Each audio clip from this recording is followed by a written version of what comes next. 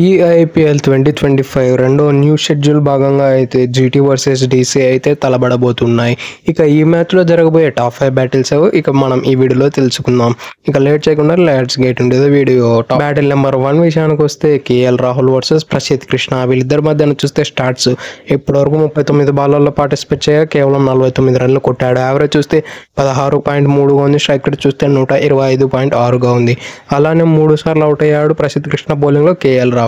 Prasidh Krishna KL Rahul అయితే వీళ్ళు junior మరియు సీనియర్స్. వీళ్ళిద్దరు అయితే కర్ణాటక తరపున ఆడతారు. వీళ్ళిద్దరు రంజీ ట్రోఫీలు ఆరు సయ్యద్ ముస్తక్ అలీ ట్రోఫీలు ఇటువంటి లీగ్స్ అన్ని ఇద్దరు కలిసే ఆడారు. ఇద్దరికి వాళ్ళ యొక్క వీక్నెసెస్ వాళ్ళ యొక్క స్ట్రెంగ్త్లు అనేవి డెఫినెట్లీ తెలిసి ఉంటుంది. కాబట్టి కేఎల్ రాహుల్ పైన అయితే ప్రసిద్ధ్ కృష్ణకి అప్పర్ హ్యాండ్ ఉండే అవకాశం ఉన్నాయి. ఇప్పుడు చూసినట్లయితే Prasidh Krishna purple cap leader బోర్డులో అయితే నాకు తెలిసినంత వరకు నెంబర్ 1లో ఏమో ఉన్నాడు. కాబట్టి డెఫినెట్లీ ప్రసిద్ధ్ కృష్ణకి అయితే ఆ కాన్ఫిడెన్స్ మరియు అతని పైన అప్పర్ హ్యాండ్ ఉండే అవకాశాలు ఉన్నాయి. వేరేస్ కేఎల్ రాహుల్ విషయానికి వస్తే అతను అయిన క్లాసింగ్ బ్యాటింగ్తో అతను డెఫినెట్లీ బ్యాక్ ఫుట్లో పెట్టాలని ఆలోచిస్తూ ఉంటాడు ప్రసిద్ధ్ కృష్ణని.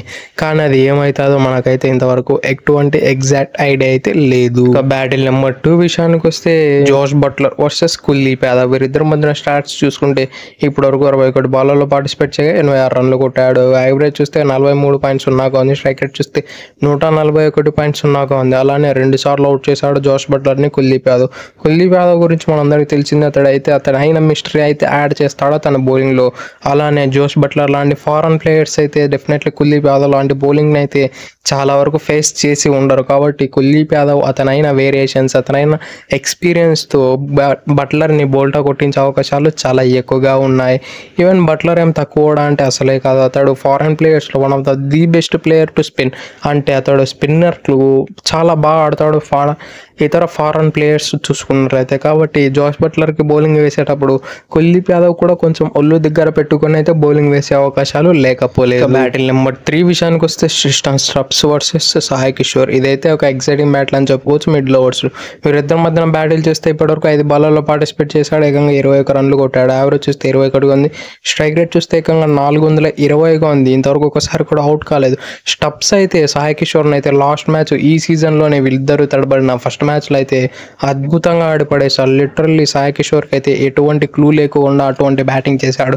స్టప్స్కి అయితే లెఫ్ట్ ఆర్మ్ ఆఫ్ స్పిన్నర్ల పైన కొంచెం ఇరిటేషన్ మరియు కొంచెం వీక్నెస్ అయితే ఉంది. అది వాళ్ళ కెప్టెన్ అయిన అక్షర్ పటేల్ బౌలింగ్లో అయితే ఇంటర్నేషనల్లో చాలా వరకు స్ట్రగుల్ అయ్యాడు. కానీ ఈ ఐపీఎల్ సీజన్స్లో చూసుకున్నట్లయితే అదే లెఫ్ట్ ఆర్మ్ స్పిన్నర్ అదే ఎక్స్పీరియన్స్ క్యాండిడేట్.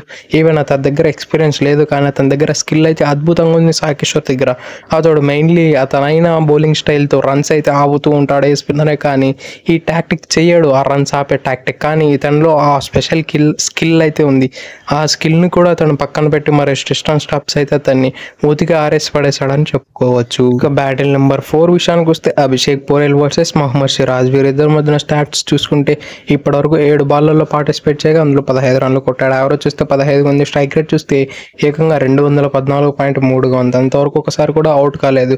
ఇదైతే ఒక బ్రిలియంట్ స్టార్ట్స్ అని చెప్పుకోవచ్చు. మెయిన్లీ అభిషేక్ పోరెల్ ఒక యంగ్స్టర్ మరియు మొహమ్మద్ సిరాజ్ చూసుకున్నట్లయితే లెఫ్ట్ హ్యాండ్లకు అద్భుతమైన బౌలింగ్ వేస్తాడు. అలానే ఇతనికి ఇంటర్నేషనల్ క్రికెట్లో ఎక్స్పీరియన్స్ ఉంది, ఐపీఎల్లో ఎక్స్పీరియన్స్ ఉంది. ఇతని ఎక్స్పీరియన్స్ ముందర అభిషేక్ పోరెల్ ఎక్స్పీరియన్స్ అయితే ఎందుకు దరం కాదు. కానీ అభిషేక్ పోరెల్ అయితే మొహమ్మద్ సిరాజ్ని అయితే అంతో ఎంతో బ్యాక్ ఫుట్లో నెట్టేసి పడేశాడు. కానీ మొహమ్మద్ సిరాజ్ అయితే ఈ మ్యాచ్లో డెఫినెట్లీ కంబ్యాక్ చేసి అభిషేక్ పోరెల్ని అవుట్ చేసే అవకాశాలు నాకైతే 100కి 200% అని అనిపిస్తూ ఉన్నాయి. బ్యాటిల్ నెంబర్ 5 విషయానికి వస్తే Shubman Gill versus Mitchell Starc. ఇదైతే ఒక అద్భుతమైన బ్యాటిల్ అని చెప్పుకోవచ్చు. మెయిన్లీ మిచెల్ స్టార్క్ ఈ మ్యాచ్ ఆడతాడో అని చాలా వరకు రూమర్స్ అయితే వినిపిస్తూ ఉన్నాయి. కొంతమంది ఏమో ఆడాడు అతడు WTCకి ప్రిపేర్ అవుతున్నాడు అంటారు. కొంతమంది ఏమో అతడు ఇండియాలో ల్యాండ్ అయ్యాడంటున్నారు. కొంతమంది ఏమో DC స్క్వాడ్లో కూడా జాయిన్ అయ్యారు అని అంటున్నారు. కానీ ఏది నిజమో అనేది రేపు అతడు మ్యాచ్ ఆడేంత వరకు మనకైతే ఎటువంటి క్లారిటీ అయితే లేదు. కాబట్టి ఎటువంటి రూమర్స్ని నమ్మడానికి లేదు ఈ ఐపీఎల్. ఇంకా వీళ్ళిద్దరు స్టాట్స్ విషయానికి వస్తే వీళ్ళు ఐపీఎల్లో T20స్లో అయితే పెద్దగా పార్టిసిపేట్ కాలేదు వీళ్ళిద్దరు. కానీ వీళ్ళిద్దరు టెస్ట్లో మరియు ODIస్లో అయితే అద్భుతమైన రికార్డ్స్ ఉన్నాయి వీళ్ళిద్దరి మధ్యన. మెయిన్లీ స్టార్క్ బౌలింగ్లో అయితే గిల్ అయితే టెస్ట్లో ఒకగా 5 సార్లు అవుట్ అయిపోయాడు. అలానే రన్స్ కూడా అలానే కొట్టాడు మిచెల్ స్టార్క్ని. కానీ మిచెల్ మిచెల్ స్టార్క్ అయితే one of the best bowler. అలానే అతని ఎక్స్పీరియన్స్ అయితే టాప్ నాచ్లో ఉంది అని చెప్పుకోవచ్చు. అతడైతే చాలా వరకు లీగ్స్ ఆడతాడు. అలానే అతను ఇంటర్నేషనల్ రికార్డ్స్ చూస్తే ప్రతి ఒక్కరికి మైండ్ పోతుంది. అటువంటి బౌలర్ కాబట్టి శుభ్మన్ గిల్ ఏమైనా బ్యాక్ ఫుట్లో పోతాడా, లేదంటే ఆ బౌలర్ని డామినేట్ చేస్తే మనకు ఇంగ్లాండ్ మీద టెస్ట్ కెప్టెన్సీ వస్తుందని ఆలోచిస్తాడా అనేది మనకి ఇప్పుడు millions dollars question. That's it for today. ఇలాంటి మరిన్నో వీడియోల కోసం మన ఛానల్ సబ్స్క్రైబ్ చేసి డైలీ ఫాలో కానీ. Thank you for it. Have a nice day.